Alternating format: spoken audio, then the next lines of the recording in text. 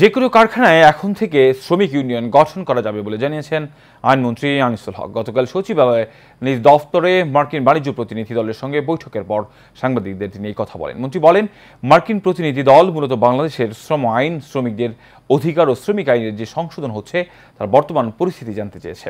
সাংবাদিকদের প্রশ্নের জবাবে মন্ত্রী জানান, শ্রমিকদের অধিকার দেওয়ার ক্ষেত্রে কোনো দেশ থেকে কি পাওয়া হচ্ছে সেটা বিবেচনায় নেওয়া হচ্ছে না। তিনি আরো বলেন, কোনো দেশ আমাদের কি দেবে আর কি দেবে না সেটার উপর নির্ভর করে শ্রমিকদের অধিকারের ব্যাপারে চিন্তা ভাবনা করবে না সরকার।